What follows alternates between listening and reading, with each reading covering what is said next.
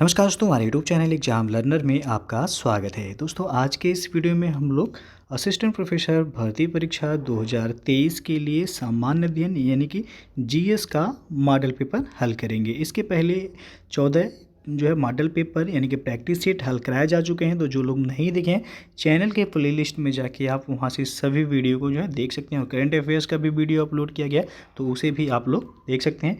आपका जो परीक्षा की संभावित तिथि है असिस्टेंट प्रोफेसर का, वो अप्रैल में जो है आपका परीक्षा संभावित है यानी कि हो सकता है।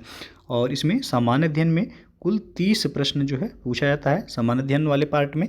और जो आपका वैकल्पिक विषय होता है उसमें 70 प्रश्न जो है पूछा जाता है।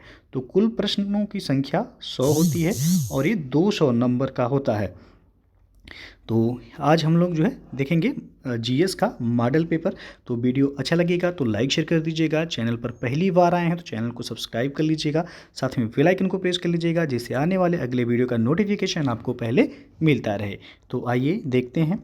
तो पहला जो प्रश्न है सामान्य अध्ययन का, आप देख सकते हैं कि मिस यूनिवर्स 2022 का खिताब जीतने वाली आर वानी गैब्रियल ये किस देश की निवासी हैं। तो नाम इनका याद रखिएगा, आर वानी गैब्रियल। और 21 देश की निवासी हैं, तो यूएसए यानी कि संयुक्त राज्य अमेरिका की निवासी हैं। और ये प्रश्न पूछा जा सकता है कि मिस यूनिवर्स 2022 का खिताब किसने जीता है। तो इनका नाम याद रखिए, आर वानी गैब्रियल। किस देश की हैं ये, तो यूएसए यानी कि संयुक्त राज्य अमेरिका की हैं। दूसरा प्रश्न है, ईयर ऑफ द इंटरप्राइजेज परियोजना किस भारतीय राज्य की प्रमुख योजना है। तो इसका सही विकल्प हो जाएगा A option, year of the enterprises परियोजना। ये आपका केरल राज्य की जो है प्रमुख योजना है। तीसरा प्रश्न है, किस देश की फिल्म के गीत ने सर्वश्रेष्ठ मूल गीत के लिए गोल्डन ग्लोब पुरस्कार 2023 जीता है। तो ये भारत होगा, बी ऑप्शन यहाँ पे सही हो जाएगा। और चौथा प्रश्न देखते हैं कि राष्ट्रीय विज्ञान दिवस 2023 की थीम क्या थी। तो दिवस ना पूछ के आपसे थीम पूछा गया है विज्ञान दिवस का। तो इस बार का जो थीम था यह वैश्विक कल्याण के लिए वैश्विक विज्ञान, यानी कि ये विकल्प सही हो जाएगा। और पूछा जाए राष्ट्रीय विज्ञान दिवस कब मनाया जाता है, तो ये आपका 28 फरवरी को मनाया जाता है राष्ट्रीय विज्ञान दिवस। इस बार का थीम याद रखिए, वैश्विक कल्याण के लिए वैश्विक विज्ञान इस बार का थीम रहा है। तो ये ऑप्शन यहाँ पे सही हो जाएगा। पांचवा प्रश्न है, निम्नलिखित में से कौन सा एक कंप्यूटर वायरस नहीं है। तो यहाँ पे 4 विकल्प दिया गया, आपसे पूछा गया कंप्यूटर वायरस नहीं है कौन सा। इसमें डार्क एवेंजर है, सीब्रेन है, रेहाना, चेंज मुंगू। तो रेहाना आपका एक कंप्यूटर वायरस नहीं है, सी ऑप्शन सही हो जाएगा। बाकी डार्क एवेंजर, सीब्रेन और चेंज मुंगू ये सभी कंप्यूटर वायरस हैं। छठवां प्रश्न है, कंप्यूटर भाषा कोबोल का प्रयोग किसके लिए किया जाता है। तो कोबोल का जो प्रयोग किया जाता है ये व्यावसायिक हितों के लिए किया जाता है, यानी कि बी विकल्प यहाँ पे सही हो जाएगा। अगला क्वेश्चन है, पर्णहरित यानी कि क्लोरोफिल में कौन सा तत्व पाया जाता है। तो क्लोरोफिल में आपका मैग्नीशियम पाया जाता है, सी ऑप्शन यहाँ पे सही होगा बिल्कुल। और अगला क्वेश्चन है, निम्नलिखित में से कंप्यूटर का सबसे महत्वपूर्ण पार्ट यानी कि भाग पूछा गया है कौन सा है। तो इसमें आप देख सकते हैं जो सबसे महत्वपूर्ण भाग होता है कंप्यूटर का वह कहलाता है सीपीयू यानी कि सेंट्रल प्रोसेसिंग यूनिट। ये कंप्यूटर का सबसे महत्वपूर्ण भाग होता है। तो फुल फॉर्म भी पूछा जाता है सीपीयू का, सेंट्रल प्रोसेसिंग यूनिट होता है।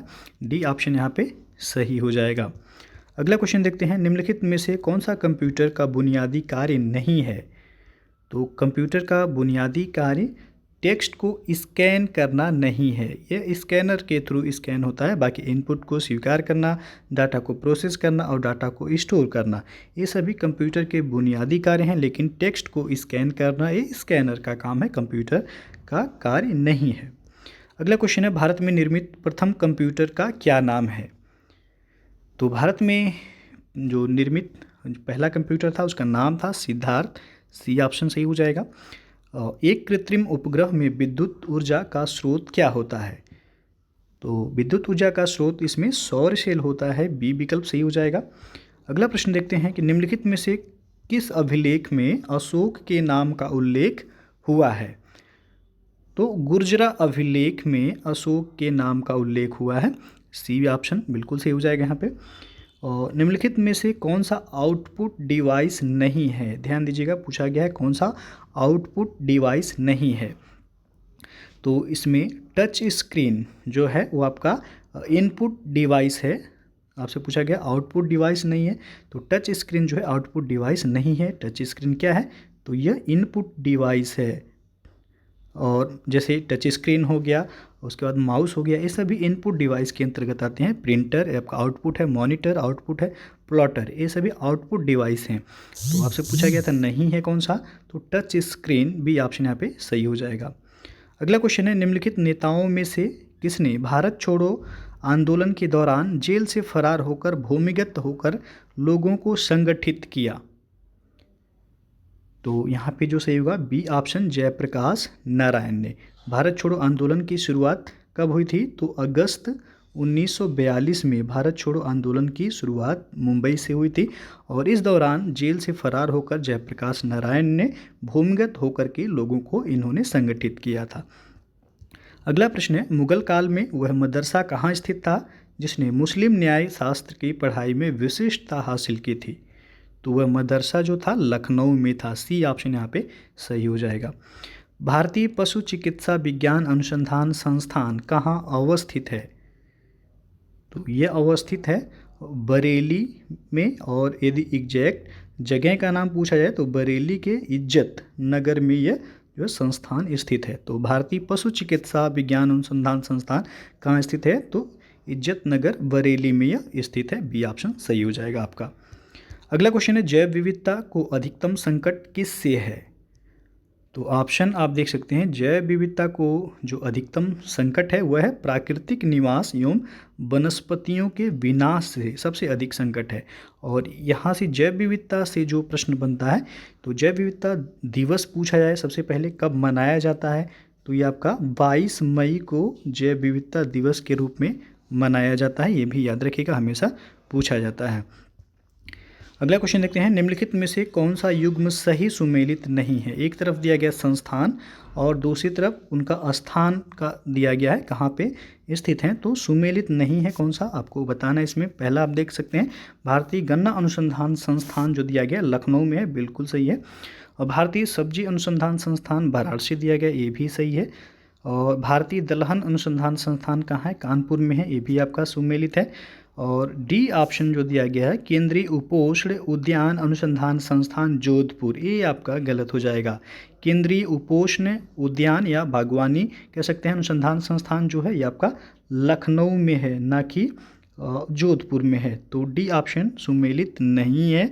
और जो जोधपुर में है वो केंद्रीय शुष्क क्षेत्र अनुसंधान संस्थान है, जिसे शॉर्ट फॉर्म में बोला जाता है काजरी, CAZRI। तो काजरी यदि पूछा जाए तो ये आपका जोधपुर में है। तो यहाँ पे डी ऑप्शन सही हो जाएगा, सुमेलित नहीं है यह। अगला क्वेश्चन देखते हैं, अफ्रीका का सर्वोच्च शिखर माउंट किलिमंजारो किस देश में अवस्थित है? तो किलिमंजारो ये आपका तंजानिया में है, ये ऑप्शन सही हो जाएगा। और एक प्रश्न यहाँ से और जो है बन सकता है कि आपसे पूछा जाएगा माउंट किलिमंजारो यह आपका किस महाद्वीप में है, तो अफ्रीका महाद्वीप में है। और यहाँ पे जो पूछा गया अफ्रीका का सर्वोच्च शिखर पूछा है क्या है, तो माउंट किलिमंजारो है, किस देश में है, तो तंजानिया में है। ये ऑप्शन यहाँ पे सही हो जाएगा।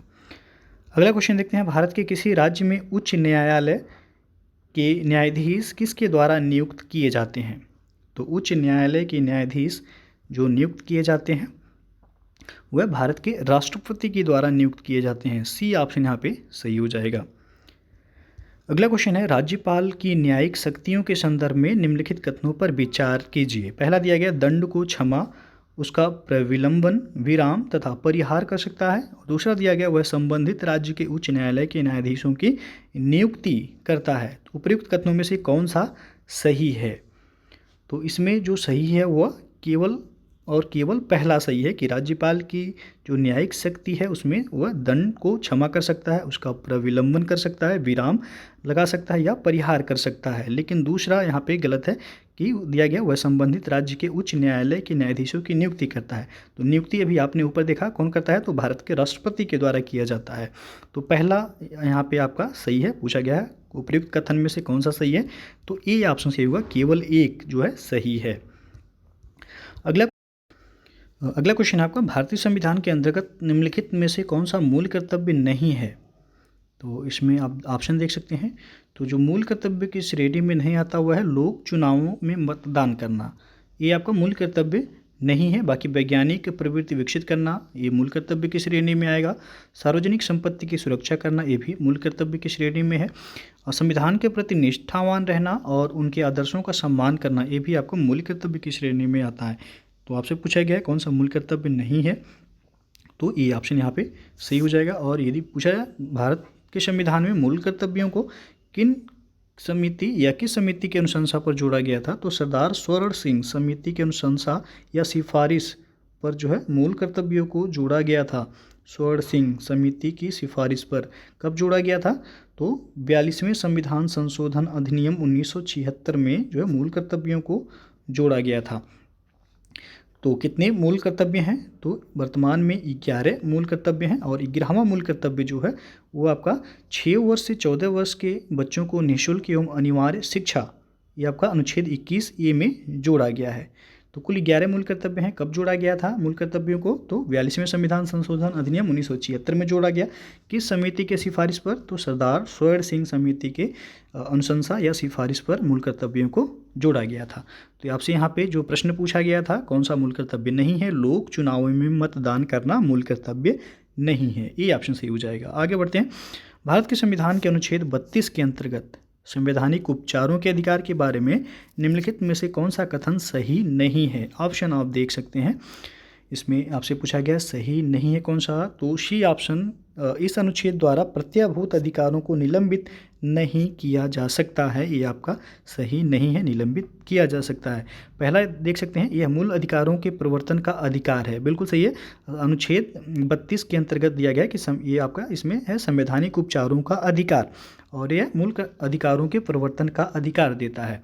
और इसमें इस उपबंध के अंतर्गत उच्चतम न्यायालय को रिट जारी करने का अधिकार है, यानी कि सुप्रीम कोर्ट को अनुच्छेद 32 के तहत ही जो है रिट जारी करने का अधिकार दिया गया है। और वहीं पे यदि हाई कोर्ट को पूछा जाए, हाई कोर्ट को रिट जारी करने का अधिकार किस अनुच्छेद के अंतर्गत दिया गया है, तो अनुच्छेद 226 के अंतर्गत जो है ये अधिकार दिया गया हाई कोर्ट को, और सुप्रीम कोर्ट को अनुच्छेद 32 के अंतर्गत ये अधिकार दिया गया। तो ए और बी दोनों सही है, सी यहाँ पे जो है सही नहीं है। डी ऑप्शन जो दिया गया इस उपबंध के अंतर्गत संसद किसी अन्य न्यायालय को रिट जारी करने का अधिकार का प्रयोग करने की शक्ति दे सकती है, तो ये भी आपका सही है।